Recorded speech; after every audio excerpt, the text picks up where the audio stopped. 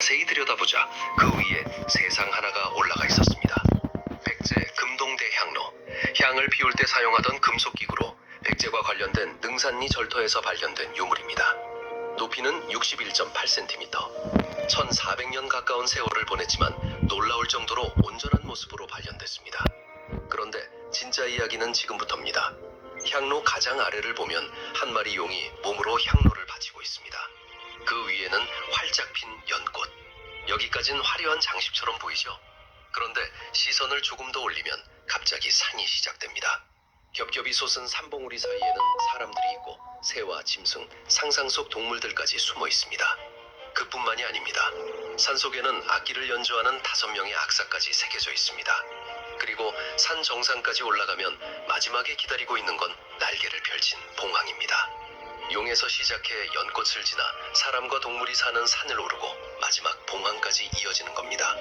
그런데 이건 보기만 좋은 조각품도 아니었습니다.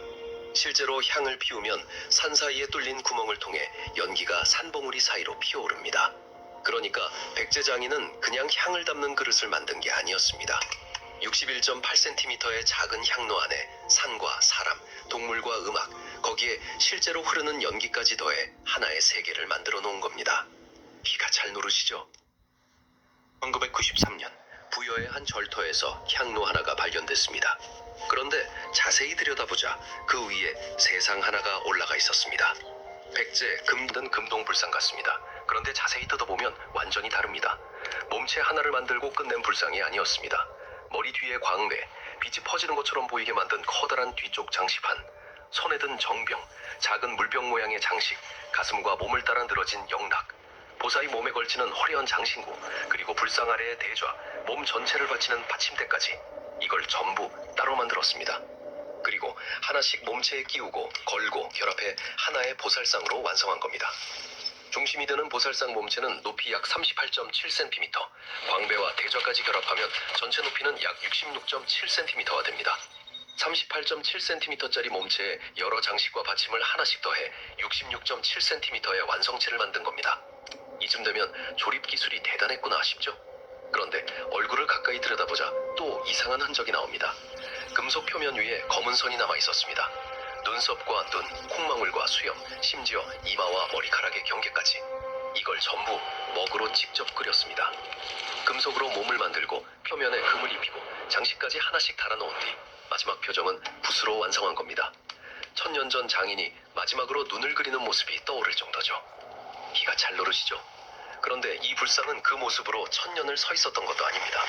9세기 통일신라 작품으로 보이는 이 불상은 비교적 이른 시기에 땅속에 묻힌 것으로 추정됩니다. 그리고 긴 시간이 흐른 2015년 10월 강원도 양양 설리먼지 발굴 현장에서 부서진 채 다시 모습을 드러냅니다. 오른쪽 발목은 부러져 있었고 뒤쪽 광배도 여러 조각으로 깨져 있었습니다. 그런데 보존 처리를 시작하자 상황이 다시 달라집니다. 표면에 녹과 부식침을 조금씩 걷어내자 그 아래에서 금빛 도금층이 다시 나타납니다. 그리고 그 금빛 위에서 1000년 넘게 숨어있던 얼굴의 먹선까지 다시 드러납니다. 금속은 부식됐고 광배는 깨졌고 발목까지 부러졌는데 장인이 그렸던 눈매의 붓자국은 남아있었던 겁니다. 사람은 오래전에 사라졌는데 그 사람이 마지막으로 그은 선은 1000년을 버틴 겁니다. 연구진은 2016년부터 2020년까지 무려 5년 동안 현미경으로 표면을 정리하고 3D 스캔으로 형태를 기록하고 CT 촬영으로 내부까지 확인하며 깨진 조각과 원래 구조를 하나씩 다시 맞춰갑니다. 그리고 마침내 몸체와 광배, 정병과 영락, 대저가 다시 제자리를 찾습니다. 그렇게 되살아난 약 66.7cm의 이 불상, 바로 양양 설리먼지 금동보살입상입니다. 금속으로 몸을 만들고 금으로 입히고 여러 장식을 따로 만들어 결합한 뒤 마지막 표정은 먹으로 그렸습니다. 그리고 1000년이 넘은 뒤에도 그 장인의 붓자국은 남았습니다. 작은 불상 하나에 1000년 전 사람의 손길이 여기까지 남아 있었던 겁니다. 이 불상 처음 보면 그냥 하나로 만든 금동불상 같습니다. 그런데 자세히